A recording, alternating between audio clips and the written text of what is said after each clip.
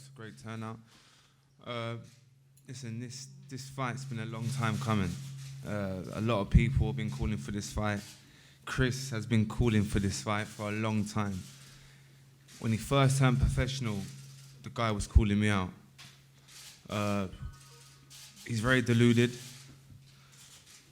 On the 23rd of February, I get my chance to deal with this guy good and proper and finish him, because after he's lost to me, I'm not too sure where he's going to go. Thankfully, we've only got 7 more weeks to wait. I look forward to it. I hope he's ready. Make sure you tune in. It's going to be a good night of boxing. Yeah, Chris, you and your father have been calling for this fight for some time. Now that it's a reality, what's the overriding feeling? I'm happy. I'm comfortable. At this stage of my career, big fights, fan favorite fights are the only thing I'm looking for. And this fight has been, 4 or 5 years in the making. James says I'm deluded. I guess you guys are going to find out which one of us is. You still think you beat George Groves and Billy Joe Saunders? You're telling me that ain't deluded? We're not talking about Billy Joe Saunders or madness. George Groves. We're talking about me and you. Yes. And you're going to get schooled. In February, it's going to be a painful lesson for you. That's what you think. You're hoping. This is what you're hoping, Chris. You're hoping I die. I don't live the life. I die, and you're going to catch up with me. You know you're going to be down after 6 rounds. You know that. But you're hoping that I die and I'm not fit. I'm going to get better as the fight goes on. It's going to get easier as the fight goes on. I wish you the best of luck. I wish you the best of luck as well. Unfortunately for you, like I said, this fight is... I've been calling for this fight for years. I've been training to beat you 4 years. I know everything about you. I know how you fight. I know your weaknesses. Vice versa, and, I know how to exploit them. So you're limited. It's going to be fun. It's going to be fun. James, where do you place Chris in terms of the career challenges you've faced? Oh, well done. Like, he's not... Come on, I've boxed the best in the world. The very, very best in the world. From Andre Durrell when I won my world title, Lucien Boutte out in Canada, Badou Jack at War in New York. I've mixed with the highest of the high, you know what I'm saying? And as I say, Chris is a good fighter. He's a tough fighter.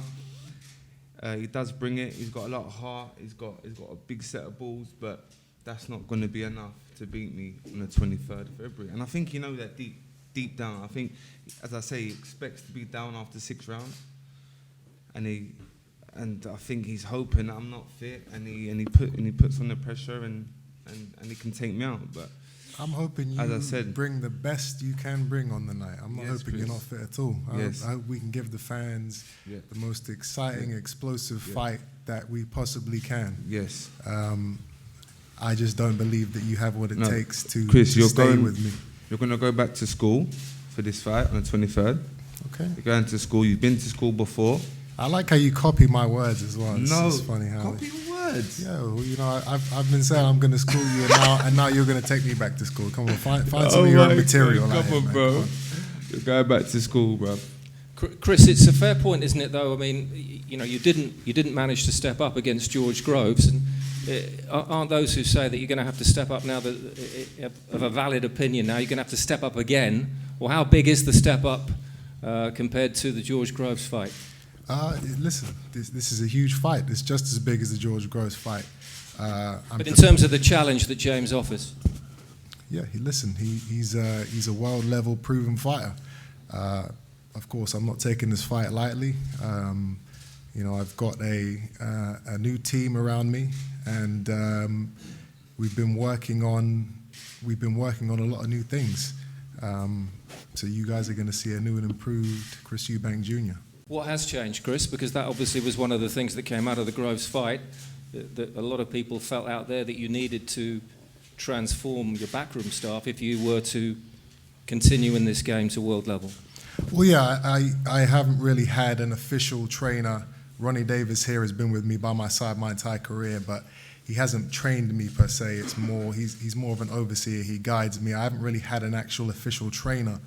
I've kind of just done my own thing. I've trained myself pretty much. For this fight, that will be different. I've been working with a man named Nate Vasquez from Las Vegas. He's been living with me. He had to travel back home for Christmas, but he's back. Actually, flew in today. So it's good to have a solid guy there that's with me 24/7, working with me on specific things I need to do, instead of me just going through the motions and getting fit and trying to beat guys, using heart and determination. Now we have strategy involved, and this is going to be. I think this is going to take me to the next level. James, what do you make of that? Different approach, a tactically changed fighter. Chris is too arrogant to listen to another coach and to learn different things. He can bring on who he wants. It won't change Chris.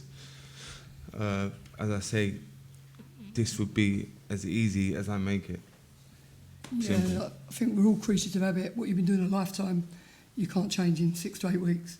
We're all creatures of habit. You brought up on what you brought up on. You can't go in the gym with anything that can be detrimental rather than advantageous. You're better off sticking with what you know. Trying to change it now is a bit crazy. Well, Ronnie, you, I imagine, have seen this new trainer at work. What's the difference? What's happening in there? Well, he was always told from day one to listen to no one, only himself, by his father. So I stepped back. I can't do the pad work. I haven't done pad work for 15 years because my hands are wrecked. I've just had a knee replacement and my back's half gone, but apart from that, I look quite good, don't I? But he works all right. He's looking good. He's looking fit. We'll see on the night. James, it was interesting listening to the opinions of Shane McGuigan when asked about this fight. He said that Chris Eubank Jr. might just have a little bit more in the tank. Yeah.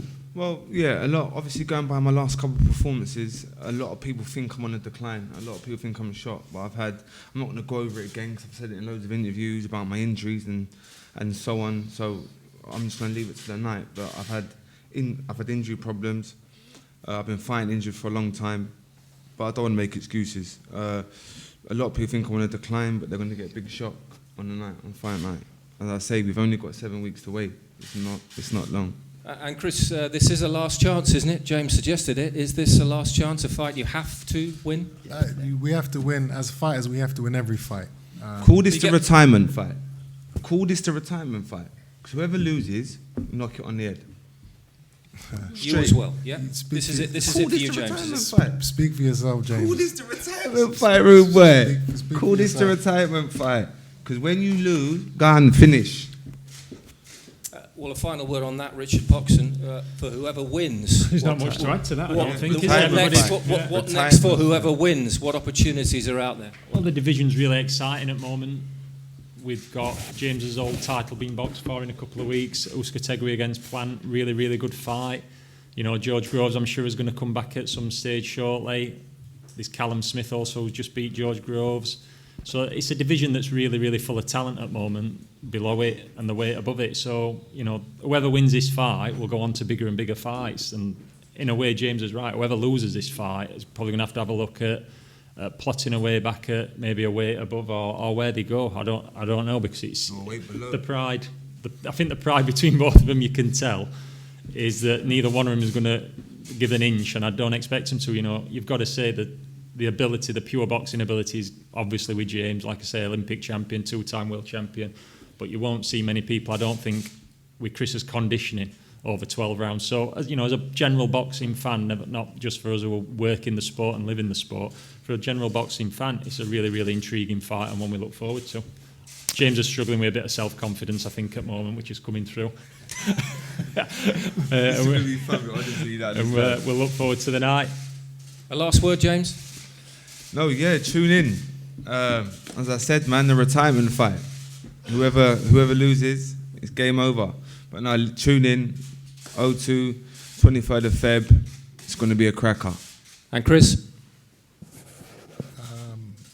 I'm bringing the heat, as I always do.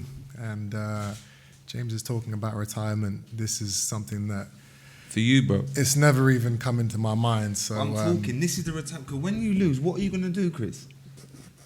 well, you know, obviously I don't have it in my mind to lose. I haven't even thought about that path. Obviously, you have. No, I'm thinking about you, bro. No, think about yourself, man. This is a dangerous sport. Yes, I know it is. There's no I know need to it. be thinking about Fully opponents. focused on the 23rd, bro. Okay, we'll Okay. see. We'll find Okay, out. sir. Guys, thank you very much.